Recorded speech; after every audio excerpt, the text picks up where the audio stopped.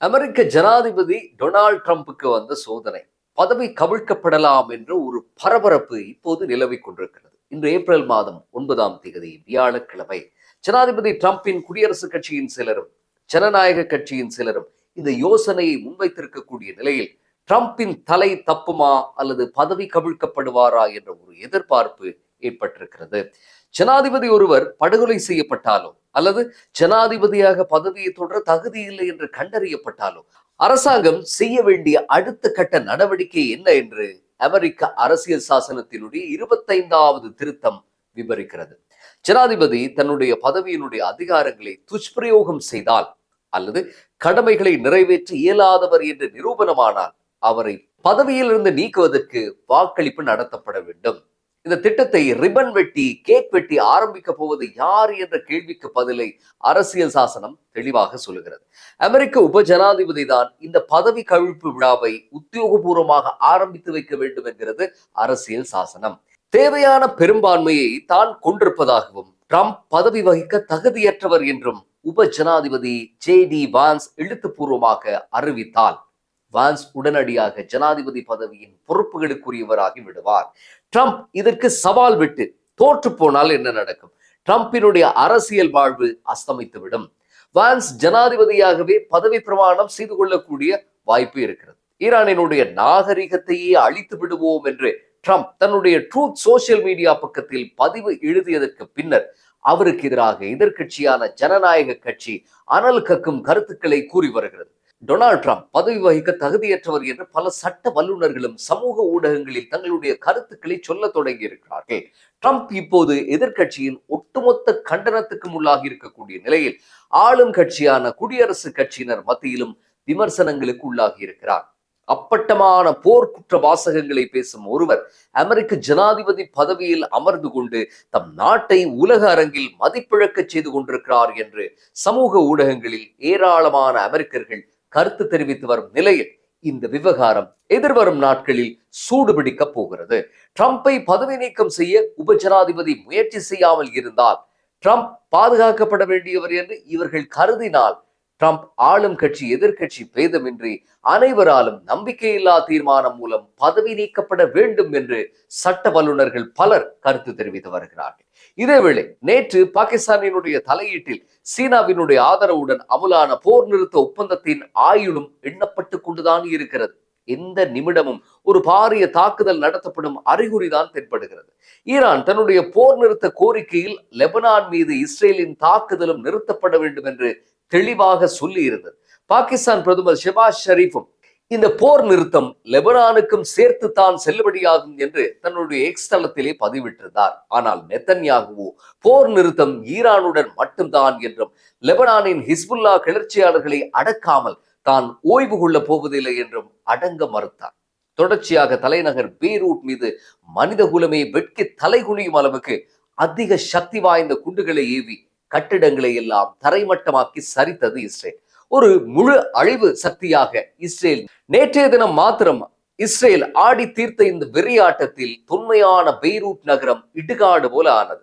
100க்கும் மேற்பட்டவர்கள் துடிதுடித்து இறந்து போனார்கள். லெபனான் மீதான தாக்குதல்கள் நிறுத்தப்படாவிட்டால் போர் நிறுத்தத்தில் இருந்து விலகப் போவதாக ஈரான் அறிவித்தது. ஆனால் அமெரிக்க ஜனாதிபதி ட்ரம்ப் தன்னுடைய பங்குக்கு லெபனான் விடயம் உள்ளடக்கப்படவில்லை, அது வேறு டிபார்ட்மெண்ட் என்ற துணியில் கருத்து தெரிவித்திருக்கிறார். இந்த நிலையில் மற்றொரு பூகம்பம் கிளம்பி இருக்கிறது. அதுதான் அமெரிக்கா மற்றும் இஸ்ரேல் தரப்பில் ஒப்புக்கொள்ளப்பட்ட ஈரானினுடைய போர் நிறுத்த நிபந்தனைகளுக்கும் சமூக வலைத்தளங்களில் இதுதான் போர் நிறுத்த நிபந்தனைகள் என்று ஒரு சுற்று வந்து கொண்டிருக்கக்கூடிய போர் நிறுத்த நிபந்தனைகளுக்கும் எந்த சம்பந்தமும் இல்லை என்று வெள்ளை மாளிகை தெரிவித்திருக்கிறது. நாம் நேற்று அந்த நிபந்தனைகள் பற்றி உங்களுக்கு தெளிவாக குறிப்பிட்டிருந்தோம். பிராந்தியத்தில் இருந்து அமெரிக்க படைகள் மொத்தமாக வெளியேற வேண்டும், ஈரான் மீது இத்தனை நாட்களாக விதிக்கப்பட்ட பொருளாதார தடைகளால் ஏற்பட்ட அழிவுகளுக்கு நட்டையீடு வழங்கப்பட வேண்டும், ஈரானின் அணுச்செறிவூட்டலை அங்கீகரிக்க வேண்டும், ஈரான் மீது விதிக்கப்பட்டிருக்கக்கூடிய அனைத்து பொருளாதார தடைகளையும் நீக்க வேண்டும் என்று நீளக்கூடிய அந்த நிபந்தனைகள் கடுமையானவை என்றும் தாம் அப்படி ஒன்றுக்கு சம்மதம் தெரிவிக்கவில்லை என்றும் அமெரிக்கா இப்போது புது கதை ஒன்றை சொல்லுகிறது. ஏறச் சொன்னால் எருதுக்கு கோபம், இறங்கச் சொன்னால் முடவனுக்கு கோபம் என்பது போல ஒரு நிலைமைதான் இப்போது இந்த விவகாரமும். இரவானால் ஈரான் அடித்து நொறுக்குகிறது. காலையானால் அமெரிக்கா தெளிவடைந்தது போல பேசுகிறது. இரவுகளில் ட்ரம்ப் எதையுமே அனுமதிக்கும் ஏற்றுக்கொள்ளக்கூடிய ஒரு நிலைமைக்கு சென்று விடுகிறார். இனி ஒரு வினோதமான கதையை உங்களுக்கு சொல்ல போகிறேன். அதாவது நேற்று இரவு ஈரானினுடைய 10 அம்ச கோரிக்கைகளை ஏற்றுக்கொள்வதாக கூறிய ட்ரம்ப் அடுத்த நாள் காலை அது வேறு இது வேறு என்கிறார். தமது 15 அம்ச கோரிக்கைகளுடன் ஈரானின் ஒரு சில நிபந்தனைகளையும் சேர்த்துக் கொண்டு மூடிய அறைக்குள் பேச்சுவார்த்தை நடைபெறும் என்கிறார். ட்ரம்ப் குடிக்கக்கூடிய பிராண்ட் என்ன என்று பலரும் கேட்கும் அளவுக்கு அவருடைய உளறல்கள் இன்று பட்டி தொட்டி எங்குமே ஏக பிரபலமாகி இருக்கிறது. ட்ரம்ப் என்னதான் சொல்ல வருகிறார் என்று யாருக்கும் புரியவில்லை. CNN தொலைக்காட்சி ஒரு இடதுசாரி தொலைக்காட்சி போல செயல்படுவதாகவும், CNN தான் இப்படியான போலி நிபந்தனை செய்திகளை பரப்பி பரவசம் அடைந்ததாகவும் CNN கடிந்து கொட்டியிருந்தார் ட்ரம்ப். இங்கே ஒரு விஷயம் நெருடுகிறது. ட்ரம்ப் ஏன் திடீரென்று பல்டி அடித்தார் என்ற கேள்வி இங்கே தேவையற்றது. அவருடைய வாழ்க்கை அப்படித்தான். ஆனால் நாகரீகத்தையே அழிக்கப் போகிறேன் என்று விமானங்களில் குண்டுகளை ஏற்றிக்கொண்டு கிளம்பிய ட்ரம்பின் படைகள் கடைசி நேரத்தில் பாகிஸ்தான் மூலம் முன்வைக்கப்பட்ட ஈரானின் யுத்த நிறுத்த கோரிக்கைக்கு இசைந்ததெல்லாம் ஆழமாக விவாதித்த பின்புதான் நடந்தேறி இருக்கும். ஆனால் சமூக ஊடக சந்திக்கு வந்த பிறகு எல்லோரும் கைகொட்டி சிரித்தார்கள்.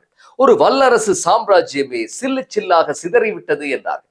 ஈரானில் ஆட்சி மாற்றத்தை ஏற்படுத்தி யுரேனியத்தை பெயர்த்தெடுத்து ஏவுகணைகளையும் அழிப்பேன் என்று கிளம்பிய செம்மல் போயும் இப்படி மண்டியிடலாமா என்று பரிகாசம் செய்தார்கள். இந்த காரணங்கள் தான் ட்ரம்பையும் வெள்ளை மாளிகை நிர்வாகத்தையும் ஆத்திரமூட்டி இருக்கக்கூடும். இதனால் தான் அவர்கள் ஒருவேளை நாம் ஒத்துக்கொண்டது வேறு, CNN சொல்வது வேறு என்று முழு பூசணிக்காயை ட்ரம்பின் டை கோட்டால் மறைக்க முயற்சி செய்திருக்கவும் கூடும். சமூக ஊடகங்களில் ஒரு சுற்று வந்து கொண்டிருக்கக்கூடிய 10 நிபந்தனைகளின் படிதான் பேச்சு நடக்கிறதா அல்லது அமெரிக்கா சொல்கிறபடிதான் நடக்கிறதா என்ற கேள்விக்கான பதிலை 10ஆம் தேதி வெள்ளிக்கிழமை இஸ்லாமாபாத் பேச்சுவார்த்தைகள் ஆரம்பமானால் அறிந்து கொள்ள முடியும். ஈரான் சார்பாக இந்த பேச்சுவார்த்தைகளில் வெளிவிவகார அமைச்சர் அப்பாஸ் அகார்ஜியும் ஈரானின் சபாநாயகரும் கலந்து கொள்வார்கள் என்று சொல்லப்படக்கூடிய நிலையில் அமெரிக்கா சார்பாக துணை ஜனாதிபதி JD வான்ஸ் கலந்து கொள்கிறார். இஸ்ரேல் சார்பாக யாரும் இல்லை. காரணம், இஸ்ரேல் பாஸ்போர்ட் உள்ள யாருக்கும் பாகிஸ்தானுக்குள் நுழைய அனுமதி இல்லை. மேலும் பாகிஸ்தான் இங்கே இஸ்ரேலை ஒரு பொருட்டாக கருதவும் இல்லை. பிரதமர் ஷவாஸ் ஷெரீப் எந்த கட்டத்திலும் அமெரிக்காவின் கூட்டாளி தேசம் என்றுதான் இஸ்ரேலை விழிக்கிறாரே தவிர இதுவரை பெயர் சொல்லி பேசவில்லை என்பதும் குறிப்பிடத்தக்கது. ஒருவேளை இஸ்ரேலினுடைய அடாவடியான தாக்குதல்கள் இன்றும் லெபனான் மீது தொடர்ந்து அது ஈரானை மேலும் ஆத்திரமூட்டினால் இந்த பேச்சுவார்த்தைகள் கூட ரத்தாகும் அபாயமும் இருக்கிறது. நேற்று போர் நிறுத்த ஒப்பந்தம் அமலானதும் ஹோமூஸை திறந்துவிட்ட ஈரான் லெபனான் மீது இஸ்ரேல் தாக்குதல் நடத்தியதை தொடர்ந்து மீண்டும் தன் பூரண கட்டுப்பாட்டுக்குள் கொண்டு வந்திருக்கிறது. பழையபடி கப்பல்கள் எல்லாம் ஈரானின் அனுமதி பெற்றுத்தான் போக வேண்டும் என்ற நிலை ஏற்பட்டிருக்கிறது. ஆகவே போர் நிறுத்தம் என்று என்னதான் சொல்லப்பட்டாலும் அது யதார்த்தத்தில் அத்தனை சாத்தியம் இல்லாத ஒரு நிலையே காணப்படுகிறது. இஸ்ரேல் மாதிரி ஒரு அடாவடி தேசம் என்றைக்குமே ஈரான் வளைகுடாவில் பலம் பொருந்துவதை விரும்பவில்லை. அமெரிக்காவுக்கு வளைகுடா நாடுகளை பயம் காட்டத்தான் இஸ்ரேல் தேவைப்படுகிறது. இதே வளைகுடாவில் தன்னுடைய ஆதிக்கம் இனி ஒளிந்தது என்று அமெரிக்கா கருதினால் அது இஸ்ரேல் என்ன செய்து கொண்டாலும் பரவாயில்லை என்று சொல்லி ஒதுங்கிவிடும். அப்படி ஒரு நிலைமை ஏற்பட்டால் பிராந்தியத்தில் இஸ்ரேல் தனிமைப்படுத்தப்படும். இது ஈரானுக்கு சாதகமாக மாறும். ஏற்கனவே அமெரிக்கா இந்த விவகாரத்தில் சிக்கி தாராளமாக மூக்குடைப்பட்டுத்தான் இப்போது நிற்கிறது. இப்போது மீண்டும் ஹோமோஸ் மூடப்பட்டிருக்கிறது. இது தவிர ஈரானின் லாவன் தீவுகள் மீது போர் நிறுத்தத்தையும் மீறி நடத்தப்பட்ட தாக்குதலுக்கு பதிலடியாக அமீரகம், குவைத், பஹ்ரைன் மீது தாக்குதல் நடத்தியிருக்கிறது ஈரான். தாம் இந்த தாக்குதலை நடத்தவில்லை என்று அமெரிக்காவும் இஸ்ரேலும் சத்தியம் செய்திருக்கும் நிலையில் சமாதானத்தை குழப்பி தாக்குதல் நடத்தியது யார் என்ற கேள்விக்கு பதிலை தேடிக் கொண்டிருக்காமல் கண்டபேனிக்கு ஈரானும் அடித்து தள்ளுகிறது. கடைசியாக ஈரானின் வெளிவிவகார அமைச்சர் அப்பாஸ் அகார்ஷி ஒரு கருத்தை சொல்லி இருக்கிறார். ஈரானின் 10 நிபந்தனைகளுக்கு அமெரிக்கா ஒத்துக்கொண்டதன் பின்னர் இப்போது நாடகமாடிக் கொண்டிருக்கிறது. ஹிஸ்புல்லாக்களை ஒழிக்கிறேன் என்று இஸ்ரேல் லெபனான் மீது தாக்குதல் நடத்தி கொண்டிருக்கிறது. இவை நிறுத்தப்பட முடியாவிட்டால் இதுதான் உங்கள் வழி என்றால் சொல்லுங்கள், சமாதானமா சண்டையா என்று முடிவெடுக்கலாம் என்ற மாதிரி ஒரு காரசாரமான பதிவை இட்டிருக்கிறார் அப்பாஸ் அகார்ஷி.